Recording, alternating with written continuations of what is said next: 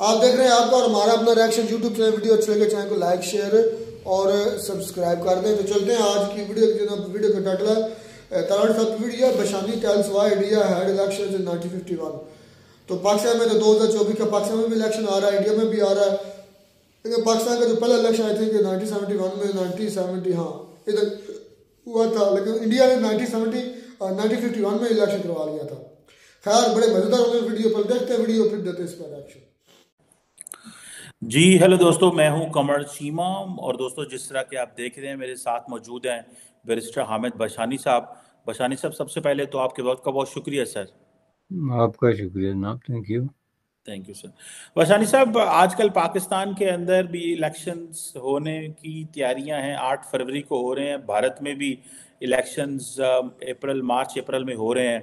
بہت سارے لوگ میرے صاحب کمپیریزن کرتے ہیں کہ بھارت نے اور پاکستان نے 1947 میں آزادی حاصل کی، ایسا کیا ہوا کہ بھارت نے تو 2 سال کے اندر ہی اپنا دستور کانسٹیٹیوشن بھی بنا لیا، اور انہوں نے اپنے جو فرسٹ الیکشنز ہیں وہ 1951 میں کروائے، جبکہ پاکستان میں آج بھی ہم دیکھیں تو لوگ کہتے ہیں پتہ نہیں الیکشن ہونے ہیں کہ نہیں ہونے، ہم نے الیکشنز بھی نہ اس وقت کروائے۔ کہا جاتا ہے کہ جو پہلے الیکشنز ہیں وہ 1970 میں ہوئے، اس سے پہلے جو الیکشنز تھے وہ بڑے عجیب تھے، پھر ہم نے اپنا کانسٹیٹیوشن پہلا 1956 میں بنایا، لیکن وہ بھی جو ہے وہ 2 برس بعد ہی اس کو ختم کر دیا گیا۔ میرے صاحب، کیا وجہ ہے کہ بھارت اپنی جو آج ترقی کر رہا ہے، آپ کو لگتا ہے کہ وہ صرف کنٹینیوڈ پولیٹیکل وہ جو اسٹیبلٹی کی وجہ سے کر رہا ہے، اور ہم آج بھی نہ ہمارے پاس کانسٹیٹیوشن اچھی شکل میں ہے، نہ ہمارے الیکشنز ہو رہے ہیں، یہ ہم دونوں ملک ایک جیسے لوگ علیحدہ علیحدہ کیسے چل پڑے؟ بہت بڑا سوال ہے، اور میں آج کے حالات سے بھی اس کو لنک کرنا چاہتا ہوں۔ میں نے کہا ذرا یہ آپ سے سر ڈسکس کیا جائے۔ نہیں دیکھیں جی، ایک تو چیز جو ہے وہ اٹ سیلف بالکل کلیئر ہے کہ وہ آزادی کے فوراً بعد بھارت نے ایک نظام جو ہے اس کو اڈاپٹ کیا، ایک جو ویسٹرن ڈیموکریسی ہے اس کو اڈاپٹ کیا، اور اس کے اوپر پھر پوری قوت کے ساتھ جو ہے پوری دیانتداری کے ساتھ انہوں نے عمل کیا، جو کہ آپ نے دیکھا کہ انہوں نے کانسٹیٹیوشن بنا کے سب سے پہلے اس کو ایک قانونی درجہ دیا کہ ہمارے پاس جو ہے وہ نظام کیا ہونا چاہیے اور اس کو کس طریقے سے فنکشن ہونا چاہیے، اور اس کے بعد جو ہے انہوں نے باقاعدہ اس پہ پہرا دیا۔ وہاں کے جو پالیٹیشنز ہیں یا وہاں کی جو اسٹیبلشمنٹ ہے یا کوئی بھی جو قوت کسی بھی طریقے سے جو ہے وہ سوسائٹی میں کوئی انفلوئنس ایکسرسائز کرتی ہے، حالانکہ میں یہ سمجھتا ہوں کہ جو راستہ بھارت نے اس وقت اختیار کیا تھا 1947 میں وہ بہت مشکل تھا۔ اس میں سوال صرف یہ نہیں تھا کہ بھارت میں جو ہے وہ ڈیموکریسی ہوگی، اس میں ساتھ جو ہے وہ سوال یہ بھی تھا کہ بھارت میں جو ہے وہ سوشلزم ہوگا، جو کہ ایک بہت بڑی بات تھی۔ آپ کہتے ہیں کہ ہم ایک ہی قسم کے لوگ ہیں، تو آپ یہ دیکھیں کہ لفظ سوشلزم جو ہے نا وہ پاکستان میں ایک ڈراؤنا قسم کا لفظ ہے جو لوگوں کو ڈرانے کے لیے استعمال کیا جاتا ہے۔ تو وہی سوشلزم جو ہے وہ بھارت نے اپنے کانسٹیٹیوشن کا حصہ بنایا، جو سوشلسٹ ریپبلک آف انڈیا کا جو انہوں نے تصور دیا۔ یہ الگ بات ہے کہ جس طرح کا سوشلزم انہوں نے اڈاپٹ کیا وہ ایک ڈیموکریٹک سوشلزم تھا، جو پنڈت نہرو اور اس طرح کے لوگوں کی جو ہے وہ قیادت کے اندر۔ تو اس حساب سے میں سمجھتا ہوں کہ یہ ایک ڈبل ٹاسک تھا مشکلات کے حوالے سے بھارت کے لیے، لیکن انہوں نے دونوں پہ عمل کیا۔ دونوں پہ عمل اس طرح کیا کہ بھارت میں آپ یہ دیکھیں کہ جو زرعی اصلاحات ہوئی اور جو جاگیرداری ختم ہوئی، یہ جو ریاستیں ختم ہوئی، یہ جو لینڈ ریفارمز ہوئے، یہ بغیر سوشلزم کے ممکن ہی نہیں تھے۔ نہ ہی دنیا کے کسی ملک میں بغیر سوشلزم کے اس طرح کی جو ہے وہ ایگریکلچر جو ریفارمز آپ جس کو ایگریرین کہتے ہیں وہ پاسبل ہوتی ہے۔ اس کا نتیجہ یہ نکلا کہ ایک بہت بڑا ایک مصیبت جو ہے اس سے بھارت نے آزاد ہوتے ہی جو ہے وہ جان چھوڑا لی، جس کو آپ فیوڈلزم کہتے ہیں، جو کہ پورے بر صغیر میں بہت برے طریقے سے پریویل کرتا تھا۔ اور جن بھارتی علاقوں میں تو اور زیادہ، چونکہ وہاں تو تقریباً 500 تو اسٹیٹس تھی، اور ظاہر ہے جن لوگوں کی اسٹیٹس تھی ان میں سے آدھے سے زیادہ کی تو وہ ان کی ذاتی جاگیریں تھی۔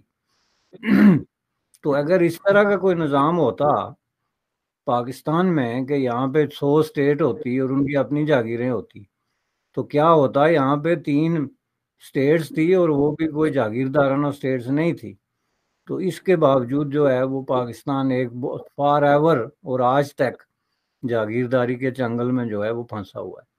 تو بنیادی طور پہ ایک طاقت کا منبع جو ہے اس کو انہوں نے پہلے جھٹکے میں توڑا کہ جی اس ملک میں جو ہے وہ جاگیرداری نہیں ہوگی، جس کا مطلب یہ ہے کہ کسی ایک طبقے کو مراعات نہیں دی جائیں گی، اور دوسرا یہ کہ اس ملک میں ڈیموکریسی ہوگی، جس کا مطلب ہے کہ ایک جاگیردار کا ووٹ اور ایک عام آدمی کا ووٹ جو ہے وہ برابر ہوگا۔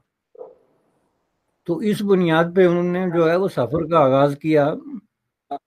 آگے چل کے تبدیلیاں آئی، ظاہر ہے 90s کے بعد جب دنیا میں جو ہے وہ بالکل ایک ڈیفرنٹ ماحول کریٹ ہوا، اس میں بھی ہندوستان کے اندر اوپننس کا ایک تصور شروع ہوا، منموہن سنگھ کی قیادت میں جو انہوں نے ریفارمز کی اور جو کچھ انہوں نے ریاستی اجارہ داری یا سوشلسٹ نظریات کے مطابق بہت ساری چیزیں جو انہوں نے ڈیولپ کی ہوئی تھی وہ بھی انہوں نے چینج کر کے تو ایک کمپلیٹ مارکیٹ اکانومی کی شکل اختیار کی، جو آج بھارت آپ کو نظر آ رہا ہے۔ تو یہ بنیادی طور پہ بھارت کا ایک سمجھ لیں کہ سفر تھا جو پارلیمنٹ سے شروع ہوتا ہے، پارلیمنٹ پہ ختم ہوتا ہے، اور تمام ڈیسیجن، قانون سازی، اس پہ غور و خوض، ہر چیز جو ہے وہ پارلیمنٹ کے اندر ہوا، کوئی خفیہ ڈیسیجن نہیں ہوا، کوئی بیک ڈور قسم کے جو ہے معاملات نہیں ہوئے۔ اس کی نسبت آپ دیکھ لیں کہ پاکستان بنتے ہی ایک پراسرار قسم کا ماحول یہاں پہ کریٹ کر دیا گیا، اور پہلے جو ہے وہ قائد اعظم کو ایک گریٹر دین لائف ایک کیریکٹر بنا کے پیش کیا گیا انٹل اگست 1947، اور جو ہی پاکستان بن گیا تو اس کے بعد کسی کو پتہ ہی نہیں کہ قائد اعظم کے ساتھ ہوا کیا۔ مثلا آپ مجھے یہ بتائیں کہ انہوں نے اپنے جو 8-10 مہینے گزارے ہیں اس میں سے کون سا ایسا ڈیسیجن ہے جو قائد اعظم نے کیا جس کا تعلق پالیسی کے ساتھ ہو، یا اس ملک کی معیشت کے ساتھ ہو، یا ملک کے اندر ڈیموکریسی یا ہیومن رائٹس یا کسی بھی طریقے سے کوئی سوشل جسٹس کے بارے میں کوئی بیان، کوئی حکم نامہ، کوئی پالیسی، کوئی چیز نہیں، جس کا مطلب کیا ہے کہ آخر کیا کر رہے تھے قائد اعظم محمد علی جناح پاکستان بننے کے بعد ایز اے گورنر جنرل؟ ایک تو یہ ٹھیک ہے کہ ان کی صحت خراب تھی، زیادہ تر وہ انڈر ٹریٹمنٹ تھے یا آرام کرتے تھے، لیکن بطور گورنر جنرل جو وقت انہوں نے گزارا اس میں انہوں نے کیا کیا؟ ایک چیز یہ ہے، اب یہ بات نہیں کہ یہ ان پہ تنقید ہے کہ انہوں نے کچھ نہیں کیا، بلکہ اس کا مطلب یہ ہے کہ ان کو پہلے ہی جھٹکے میں جو ہے وہ بے اثر کر دیا گیا۔ پاکستان بننے کے فوراً بعد جن لوگوں نے پاکستان پہ قبضہ کر لیا ان کا کوئی تعلق نہیں تھا تحریک پاکستان کے ساتھ یا پاکستان کی جو پولیٹیکل پارٹیز یا اس طرح جو پولیٹیکل کارڈر ہے اس کے ساتھ۔ بیوروکریسی نے جو ہے، جو سیول بیوروکریسی تھی، اس نے ملیٹری بیوروکریسی کے ساتھ مل کے تو اپنے طور پہ بیٹھ کے طے کر لیا کہ یہ ملک ہم ہی چلا سکتے ہیں اور کوئی نہیں چلا سکتا، وچ انکلوڈز قائد اعظم، جس کا ثبوت جو ہے کئی دفعہ آپ نے دیکھا ہوگا کہ ہم نے ڈسکس کیا، بارہا ڈسکس کیا کہ خود قائد اعظم کے اپنے بیانات پہ پابندی لگ گئی۔ تو جب آپ جو ہے وہ خود قائد اعظم کے اپنے بیانات پہ پابندی لگاتے ہیں، پریس ان چین ایک بک ہے، اس میں اس کو آپ اٹھا کے دیکھیں کہ قائد اعظم کے بیان کو کس طریقے سے جو ہے وہ روکا گیا، اور ڈان اخبار میں روکا گیا جو ان کا اپنا اخبار تھا، جس کا مطلب کیا تھا کہ یہ جو بیوروکریٹ تھے جو بعد میں صدر بنے یا نائب صدر بنے یا جو بھی عہدے لیے، انہوں نے یہ ڈیسائیڈ کر لیا کہ درست وہی ہے جو ہم سوچتے ہیں۔ یہی وجہ ہے کہ وہاں پہ کانسٹیٹیوشن، کوئی دنیا میں کہیں کانسٹیٹیوشن بنانے کے لیے اس سے زیادہ عرصہ نہیں چاہیے ہوتا ہے، اور پاکستان جیسے ملک میں جو کہ ایک بنیادی طور پہ اوور ویلمنگ مسلم میجارٹی والا ملک جس میں کوئی اتنی پیچیدگیاں بھی نہیں تھی، اس میں تو ہے ہی نہیں کوئی ایسی چیز کہ آپ کو کہیں کہیں سال چاہیے. لیکن کانسٹیٹیوشن کیوں ایک چیلنجنگ چیز ہوتی ہے کہ اسی میں آپ نے طے کرنا ہوتا ہے کہ اس ملک پہ حکومت کون کرے گا اور کیسے کرے گا، جو کہ آپ طے کرنا اس لیے نہیں چاہتے تھے کہ جن لوگوں کا ملک پہ قبضہ ہو چکا تھا وہ تو ظاہر ہے اپنا کانسٹیٹیوشنل رائٹ تو اس کو بنا نہیں سکتے تھے، اس لیے انہوں نے کہا کہ کانسٹیٹیوشن کے بغیر گزارا چلے گا. یہی وجہ ہے کہ 1956 کا جو کانسٹیٹیوشن بنا تھا اس میں صرف 9 آدمی شامل تھے. جو لوگ کہتے ہیں کہ یہ کوئی پارلیمنٹ میں کوئی ڈسکشن یا طویل بحث و مباحثے کے بعد جی 8-10 سال کی محنت شائقہ اور پتہ نہیں کیا کیا، یہ سب کہانیاں ہیں. اس میں صرف آخر میں 1956 میں انہوں نے 6-7 آدمی بٹھائے جنہوں نے بیٹھ کے تو لکھ کے تو دنیا کے جو ہے 150 کانسٹیٹیوشن سامنے پڑا ہوا تھا سیمپل کے طور پہ، تو انہوں نے جو ہے وہ ڈال دیا. اور اس کو بھی جیسے کہ آپ نے کہا 2 سال بعد ایوب خان نے اٹھا کے پھینک دیا 1958 کا جو مارشل لا ہے اس کی نظر ہو کے، تو اس کے بعد جو چلتا رہا وہ ہو رہا. تو اس حساب سے میں سمجھتا ہوں کہ یہ جو ہے نا ایک ہوتی ہے ڈائریکشن کسی بھی ملک کی جس کو اس کی لیڈرشپ طے کرتی ہے، اور پھر اس ڈائریکشن کو آپ باقاعدہ لیگلائز کرتے ہیں تھرو ڈاکومنٹیشن، تاکہ آپ کے درمیان کوئی اختلاف رائے ہو، کوئی ابہام آ جائے تو آپ اس ڈاکومنٹ کی روشنی میں اپنے معاملات جو ہیں ان کو درست کریں، جو کہ یہ روشنی تھی ہی نہیں. یعنی 1973 کا آئین پہلی دفعہ تو آ کے جو ہے وہ کہا جاتا ہے کہ متفقہ آئین تھا جس پہ بھی بات ہو سکتی ہے. میرے نزدیک یہ کوئی متفقہ آئین نہیں تھا.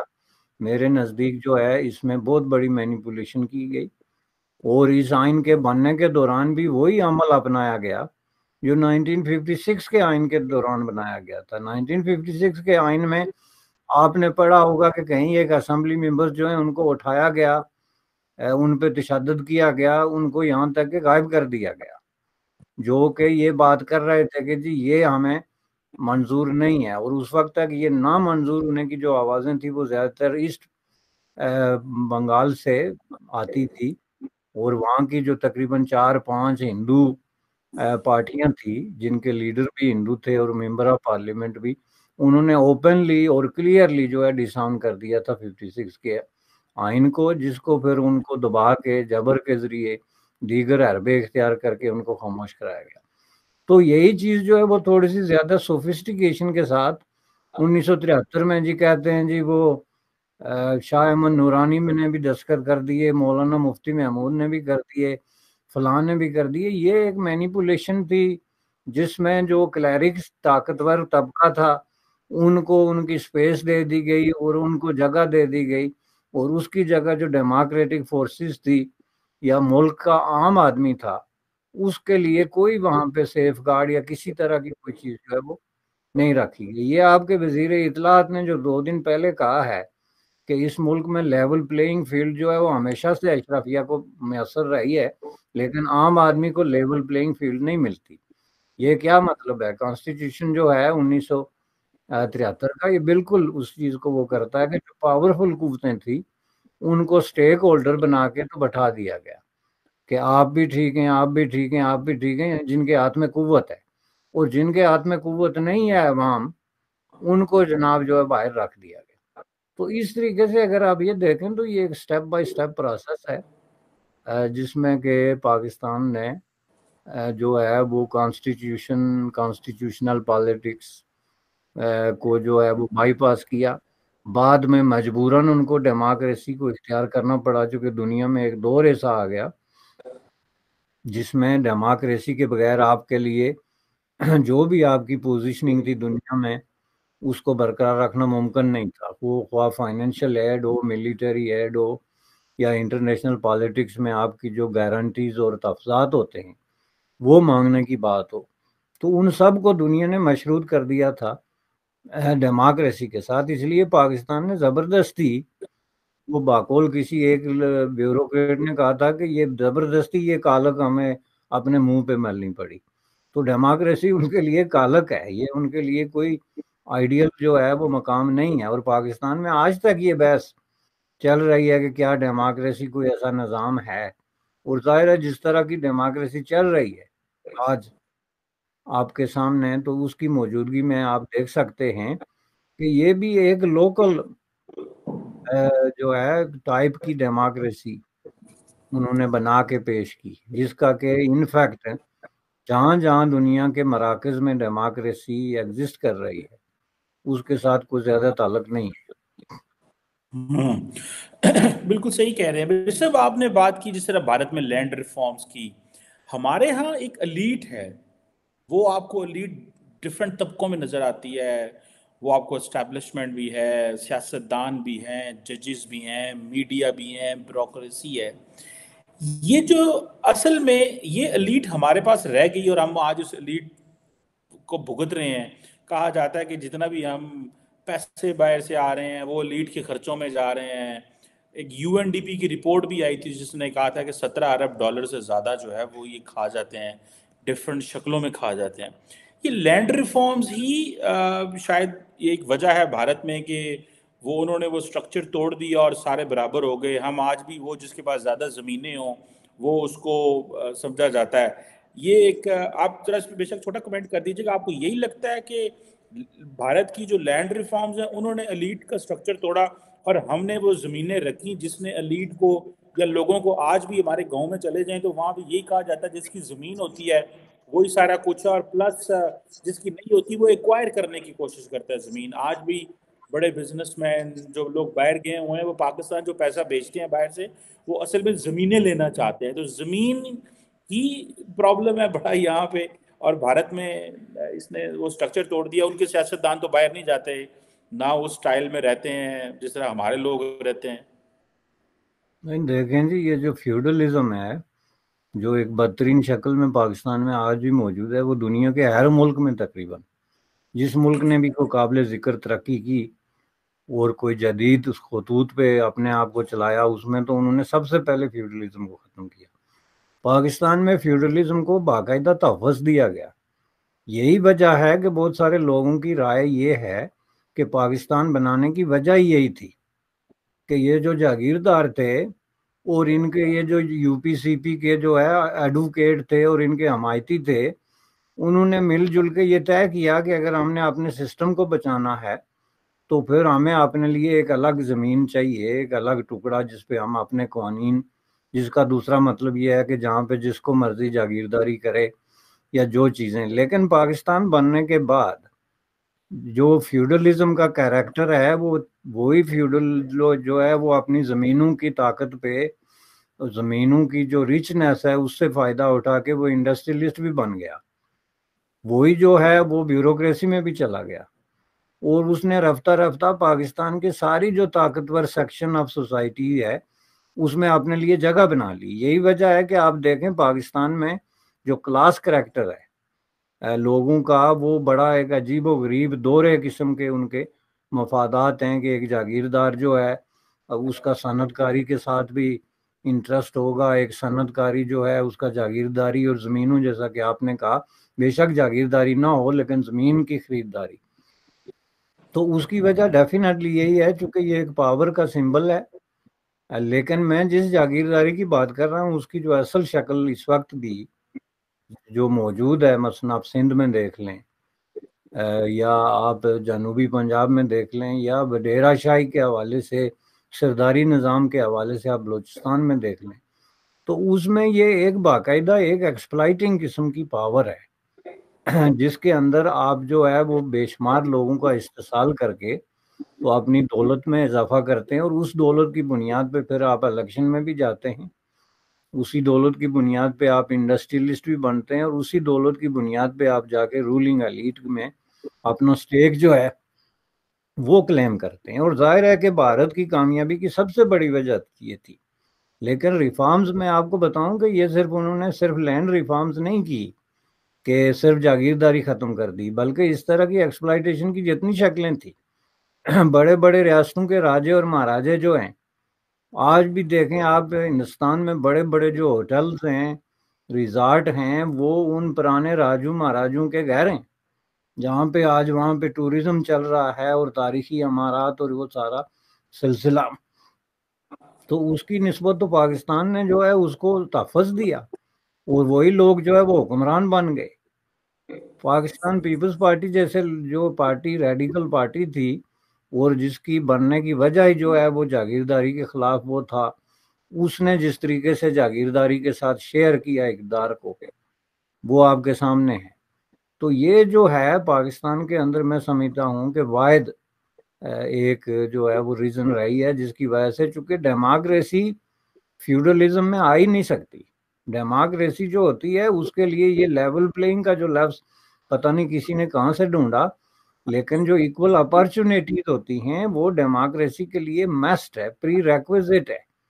जब किसी सोसाइटी में तमाम लोगों को इक्वल अपॉर्चुनिटीज नहीं है अपने सिस्टम के अंदर हिस्सा लेने का, अपने आप को एक्सप्रेस करने का, टू वोट समवन और टू बी वोटेड, तो उस वक्त तक जाहिर है कि डेमोक्रेसी नहीं चल सकती।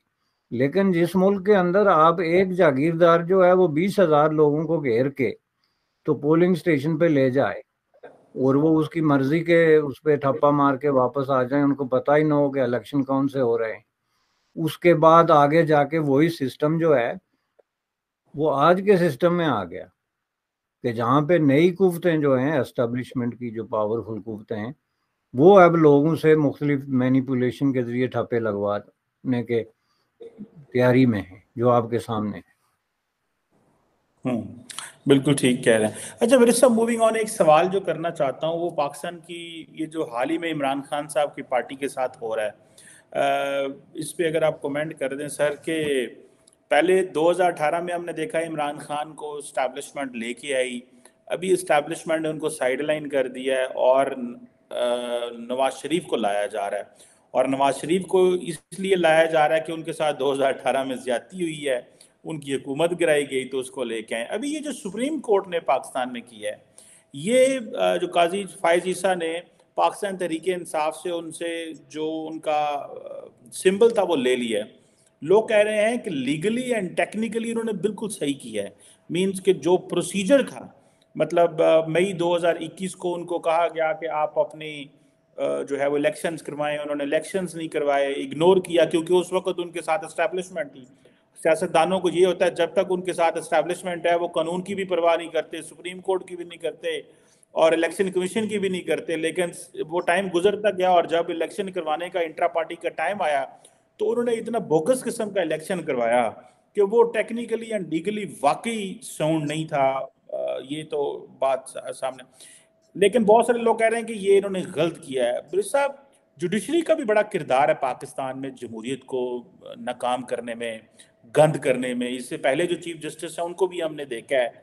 ये जो चीफ जस्टिस ने किया है टेक्निकली लीगली उन्होंने ठीक किया है, लेकिन फिर भी लोग कह रहे हैं कि नहीं, इनको सियासी फैसला करना चाहिए था बिकॉज ये फंडामेंटल राइट्स का भी इशू था, सो एंड सो। आप इसको कैसे देखते हैं, ये जो पर्टिकुलर पॉइंट है जुडिशरी का डेमोक्रेसी को जो है वो कमजोर करने का जो एंगल है इस हवाले से, क्योंकि एक बहुत बड़ा तबका कह रहा है। देखें जी, सुप्रीम कोर्ट जैसे इदारे जो हैं, हाईएस्ट कोर्ट है कंट्री का, उनके पास लामहदूद किस्म की स्पेस होती है मूव करने के लिए। उसमें ज़ाहिर टेक्निकल चीज़ें भी होती हैं डेफिनेटली, जहाँ पे लीगलिटीज आती हैं कि ये लीगली इन्होंने जो है वो ये काम ही ऐसा किया हुआ है कि इसकी हम कोई रेमेडी नहीं दे सकते। और ये जो है इमरान खान और उसकी पार्टी के जो शदीद किस्म के ब्लंडर्स हैं उनमें से एक है। एक ब्लंडर जो उन्होंने असेंबली में खेला था अपने स्पीकर के ज़रिए, फिर जाके अदालतों से उसकी रेमेडी मांगने की कोशिश की। एक ब्लंडर जो उन्होंने खुद ही अपने पाँव पे कुल्हाड़ियाँ मार के तो अपनी असेंबलियाँ तहलील करके तो फिर जाके जो है वो अदालतों से रेमेडी मांगने की शुरू की। ये अदालतों ने उनको कहा कि आप जाके इलेक्शन कराएं, तो वो फिर वही ब्लंडर करके, जो जालसाजी की पॉलिटिक्स हमारे यहाँ मरवज है और उसमें कोई एक्सेप्शन नहीं है, तो उसमें कोर्ट चूंकि कोर्ट की इरादा इस तरीके का था तो उसने उसी टेक्निकल पॉइंट पे उसको ना कोर्ट कर दिया। हालांकि ये अगर कोर्ट की स्वाबदीद पे है कि जैसा कि आपने कहा कि वो इसको ह्यूमन राइट्स का इशू बना सकता था कि ठीक है इन्होंने ये गलती की है, टेक्निकल गलती है, उसके कई तरीके होते हैं, उनको दोबारा इलेक्शन के लिए भी कहा जा सकता है। तो फंडामेंटल राइट्स का इशू बना के, तो वो इसको कह सकते थे कि जी ये इनसे ना लिया जाए। और ये बात हर रीश और आदमी समझता है कि ये जो है वो बहुत ज़्यादा एक्सेसिव किस्म की जो है ना हरकत है, कि जब आप किसी पार्टी से इस तरीके से जो है वो उसका इंतखाबी निशान छीन लें, जिसकी वजह से जो उनका ऑब्वियस डैमेज है जिसमें उनकी वो स्पेशल सीटें हैं, उसके बाद जो कन्फ्यूजन फैलेगा, उसकी वजह से जो उनके वोट बैंक पे असर पड़ेगा, तो ये एक रियल डैमेज है। ऑल दो के जजेस ने जो फैसला किया है वो टेक्निकली और लीगली दुरुस्त है, लेकिन जैसा कि मैंने कहा कि जजेस अदरवाइज भी कर सकते थे। बिल्कुल सही कह रहे हैं, बिल्कुल सही कह रहे हैं। इसमें अदरवाइज भी कर सकते थे वैसे तो, लेकिन क्योंकि इमरान खान साहब की नज़र और पाकिस्तान की बाकी सियासी जमातों की नज़रों में इंट्रा पार्टी जो इलेक्शंस हैं उसकी कोई वैल्यू नहीं है। ये अपने अंदर में डिक्टेटर हैं फिरोज साहब, वो इमरान खान हो, बाकी सियासी जमातें हों। अनफॉर्चुनेटली शायद हमारे मुल्क का सियासी माहौल इस तरह रह चुका हुआ है कि हर बंदा, हर पॉलिटिकल एक्टर अंदर डिक्टेटर है, और वो समझता है कि ये क्योंकि बस कानून में लिख दिया हुआ है, तो ये भी एक दिखाया जाता है लोगों को। शायद इस चीज़ का नहीं पता कि पाकिस्तान में जमात इस्लामी ही एक ऐसी जमात है जो इंट्रा पार्टी इलेक्शंस करवाती है, गो कि वो इस्लामिस्ट है, लेकिन फिर भी उन्होंने एक अपना रखा हुआ है जो कि बड़ी खुशाइन चीज़ है। पार्टी के अंदर जमहूरियत है। एनी हो, थैंक यू वेरी मच बेरे साहब। आज बड़ा इंपॉर्टेंट इशू था इस पर बात करने के लिए कि भारत में क्यों जो है वो डेमोक्रेसी रह गई और क्यों वो वैल्यूज़ रह गई, और उन्होंने कैसे अपना पॉलिटिकल स्ट्रक्चर जो है वो ठीक किया और social structure, societal norms, values ठीक की, और पाकिस्तान ने किस तरह एलीट को परवान दी और हम उसी में फिर रह गए और बस एलीट को ही हम बचा रहे हैं सारे मिल के और उनके इंटरेस्ट को बचा रहे हैं। Thank you very much sir, आपका बहुत शुक्रिया। थैंक यू जनाब। तो ये दोस्तों वीडियो होगी खत्म। भाई पाकिस्तान में भी 2024 में इलेक्शन होने जा रहे हैं, वीडियो शुरू में कहा। किसने बोला है आपको? किसने बोला है? डेट तो अनाउंस 8 फरवरी को नहीं होंगे भाई इलेक्शन, डेट तो अनाउंस हो चुकी है। खैर इंडिया के अंदर मैं हर वीडियो में कहता हूँ कि जब पाकिस्तान के अंदर मार्शल खेला जा रहा था, आइन खेला जा रहा था, तो इंडिया अपनी इन खेल का सुकून से अपनी IT खेल रहा था, अपनी IT यूनिवर्सिटीज लगा रहा था। उन्होंने 1951 में पहला अपना दस्तूर या पहला इलेक्शन करवा लिया, और उसके बाद आज तक देख ले उनके हर प्राइम मिनिस्टर ने अपना टेन्योर पूरा किया तकरीबन, और पाकिस्तान में एक PM ने भी टेन्योर पूरा नहीं किया। इसकी वजह क्या है ना पूरा होने की? आर्मी। ऐसे ही हमारी प्यारी जो कंपनी है उसने हर मर्तबा हर प्राइम मिनिस्टर को हटाकर खुद मार्शल लॉ लगा, और अभी भी तो जनरल मार्शल लॉ ही है, अब ऐलान नहीं हुआ है, लेकिन जो भी देखने के अदालतों का फैसला है वो आर्मी हमारी जुटला रही है। जो आर्मी ने कहना है वो ही होना है। 90 दिन का मिला हुआ था, कागज आया उसको तकरीबन 3-4 महीने हुए और मैं सबूत दे देता हूँ। पहले बंदा 90 दिन के अंदर इलेक्शन होने थे, वो यार वो बातें छोड़ दे, आप छोड़ क्यों दे आपके वो यार जो गुजर के बाद वो छोड़, मौजूदा देख मैं बताता हूँ तुझे। इलेक्शन कमीशन है ना, सदर है ना, सदर ने कहा होने के बराबर यार बात तो सुन ले। चलो कुत्ता बांधा होगा, इलेक्शन कमीशन अपनी मर्जी से फैसले करता है, बात तो सुन ले, डेट देता है अपनी मर्जी से। बात सुन, चीफ जस्टिस काजी फैज इस वक्त किधर है? आसमानों पर है। बता मुझे किधर है? मैं भाई से सवाल कर, किधर है? तो वो इधर भी गया, लेकिन वो अगर अदालतों में अपनी कुर्सी पे बैठे भी होते हैं ना, तो वो अपनी मर्जी से फैसला नहीं सुना सकते। ओ यार मैं किधर जा रहा हूँ, मैं तुझे क्या बता रहा हूँ। इमरान खान का बल्ले का निशान किसने हटाया? फायद ईसा ने। इन्हीं अदालतों ने। बल्लेबाजी से किसने हटाया? फायद ईसा ने। अब मुख्तलिफ टिकटों के ऊपर MNA दलित 2 MP थे, उनके अलग-अलग नाम निशान दे दिए गए हैं। अब वो फैसला करके PTI के वकील, जमात इस्लामी के वकील, अवाम उनके घर जा रही थी दूसरे, उन्होंने लॉन्ग मार्च कर दिया वकीलों ने, आज भी है, तो वो उसके घर जा रहे थे। चीफ जस्टिस उनको पता था सुबह वकील सारे मेरे घर आ जाने, सुप्रीम कोर्ट अदालतें बंद होने जा रही थी। जजों ने, जिस बंदे ने चीफ जस्टिस बनना है उसने इस्तीफा दे दिया है, जस्टिस एजाज अल हसन। تو وزیر نقوی نے بھی دے دیا, عائشہ نے بھی دے دیا, 3 ججوں نے کیوں دے دیا؟ میرے ملک میں انصاف نہیں ہو رہا. اچھا وہ قاضی صاحب 11 بجے رات کو پرسوں یہاں سے پاکستانی قطر گئے, قطر سے امریکہ چلے گئے. کیوں گئے مجھے وجہ بتا. انجوائے کرنے کے لیے گئے اور کیا کرنے گئے؟ اتنا بڑا فیصلہ سنانے وہ گئے نواز شریف کی طرح گئے جو 6 دنوں کے لیے لگا اتنا بڑا فیصلہ سنانے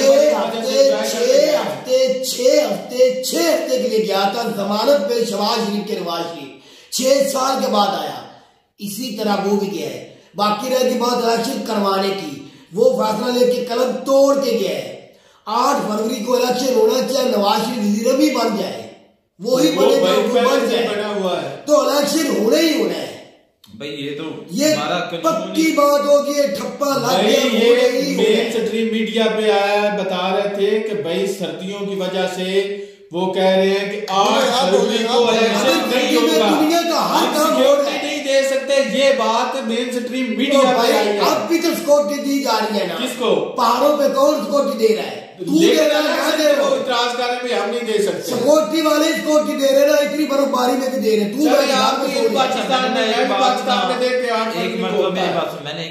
سب کچھ ہونا ہے, سکیورٹی انڈیا کی بات کرتے ہیں, انڈیا کی بات کرتے ہیں, سب کچھ ہونا ہے. میں نے ایک سوال کیا تھا انڈین بھائیوں سے کہ جب آپ کے الیکشن ہوتے ہیں تو آپ کو پولیس اسٹیشن پر سیکورٹی کون دیتی ہے, آرمی دیتی ہے یا پولیس؟ تو انہوں نے کمنٹس میں کہا کہ پولیس بھی دیتی ہے. تو مجھے جو ہماری یہاں پر ہماری تو آرمی ہوتی ہے, تو پھر پتا چلا کہ آرمی کا ہونا ضروری کیونکہ ہینڈل ہی سارا کام یہ خود کرتی ہے. اپنی مرضی سے بھائی انڈیا کے اندر وہ کمانڈو ہوتے ہیں جو انڈیا کے سب سے مین کمانڈو ہے نا. نہیں بھائی انہوں نے کہا پولیس ہوتی ہے. بھائی وہاں پر یار کون سے دہشت گرد آ کے ووٹ دیتے ہیں پاکستان, بنگلہ دیش اور انڈیا, ان 3 کنٹریوں میں جتنے بھی بوتھ بڑے ہوتے ہیں ان کے اوپر لڑائی جھگڑا قتل و غارت ہو جاتی ہے, ایک دوسرے کو قتل کرتے ہیں. وہ تو ہمارے اپنے گاؤں میں بھی ہوتا ہے, وہ اٹھا کے نہیں بیلٹ باکس. تو میں کیا تجھے کہہ رہا ہوں, میں بھی وہی کہہ رہا ہوں, اس کی وجہ سے سپورٹ ہائی لائٹ کرنی پڑتی ہے. جانوں کو ضائع نہ ہو جائے, لڑائی نہ ہو جائے, کسی کی جان نہ ضائع ہو جائے, اس کو بچانے کے لیے. نہیں تو اتنی وہ دشمنی کے لیے نہیں کھڑے ہوتے, وہ سیفٹی کے لیے ہمارے لیے کھڑے ہوتے ہیں. کسی کی لڑائی جھگڑا نہ ہو, گولی نہ چلائے. بھائی اب الیکشن جو ہے نا وہ ہوں گے 2024 میں, انڈیا میں بھی ہو رہے ہیں, پاکستان میں بھی. بھائی تو بھی ہو سکتے ہیں بھائی, اسی سکول میں پاکستان میں 8 فروری کو اسی سکول میں 8 فروری کو تو بھی الیکشن ووٹ ڈالنے جائے گا. جس کو بھی ڈالے. اچھا انڈیا کے الیکشن سسٹم اور پاکستان کے الیکشن سسٹم میں کیا فرق نظر آتا ہے؟ زمین آسمان کا بھائی فرق ہے. کوئی مطلب آپ کیا ادھر بایو میٹرک سسٹم ہو گیا جو عمران, وہ پاکستان میں ادھر کوئی بھی الیکشن ہوا ہے نا تو کسی پارٹی نے چینج نہیں آیا, چیلنج نہیں کیا, ایکسپٹ کیا بھی ٹھیک ہوا.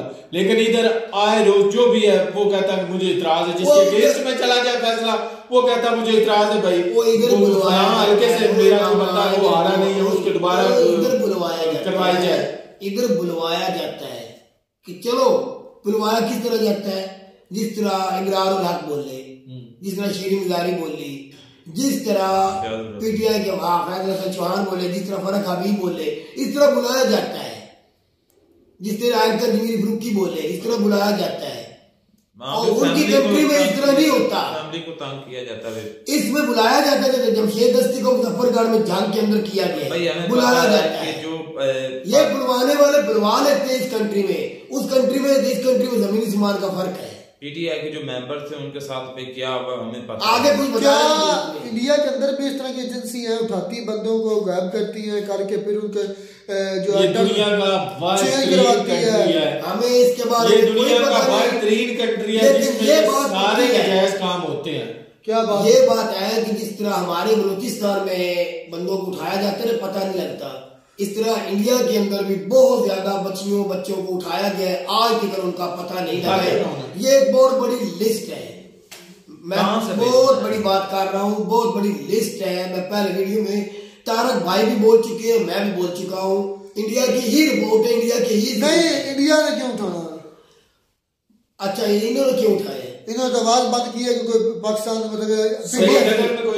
سکتا ہے ادھر بھی ایسے کچھ مسئلہ ہو, لیکن یہ بہت بڑی بات کر رہے ہیں. یہ پاکستان کی ویڈیو نہیں ہے، میری ویڈیو نہیں ہے، طارق کی ویڈیو نہیں ہے، یہ ہم بھی انڈیا کی آواز بول رہے ہیں. بھائی کچھ کام کرو، یہ تو بہت زیادہ کام نہیں، بہت زیادہ ہے جو ان کے بھی مسنگ ہوئے ہیں، پتہ نہیں وہ. لیکن آج تک کسی مین سٹریم میڈیا پہ کسی جگہ پہ ان کی خبروں میں سنا نہیں ہے.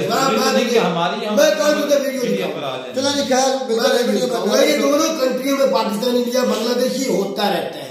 یہ تینوں ایک ہی تھالی کے چٹے بٹے ہیں. ہم تینوں ماں بھارت ہی تھا، ہم پہلے سارے ایک ہی تھے. ہمیں بھائی تو کیا کیا کیا کر رہے ہیں، ہم سب ایک ہی تھے ہیں. وہ تمہیں کمنٹس میں فرق پڑ گیا ہے، جاڑی تو لگ گئی نا وہ ڈور کی. ان کی سوچ اور ہے، ہماری سوچ اور ہے. پہلے سوچ وہی ہے، کوئی فرق نہیں. عوام میں کوئی فرق نہیں، بس سیاستدانوں میں فرق ہے. بھائی اگر فرق نہ ہوتا تو ہم بھی سی او کسی کمپنی کے ہوتے. تو بھائی ہمیں بھی کوئی فرق نہیں عوام میں. آپ جاتی نہ بنتے. ہماری جن اور کن نے بنایا؟ دہشت گردی کون لے کے آیا؟ کس کے ہاتھ میں تھی؟ بتائیں، تم بتاؤ نا. تو آپ نے بتایا. تو جہاد کا نام لے رہے، مجھے یہ بتا جہاد کرنے والوں کو کون نہیں پکڑتا، کون سپورٹ کرتا ہے؟ ہماری کمپنی کرتی ہے. تجھے پتا تیرے ملک میں کتنے بچے مدرسے میں ہیں، کتنے بچے ملک میں اسکول سے باہر ہیں؟ ہزاروں کی تعداد. 25 لاکھ کے اوپر بچے مدرسوں میں ہیں. تقریباً 2.5-3 لاکھ روپے بچہ ایسا ہے جو سکول سے باہر ہے. چلیے ملتا ہے ویڈیو میں. کیا بندہ ہے تو. اللہ حافظ.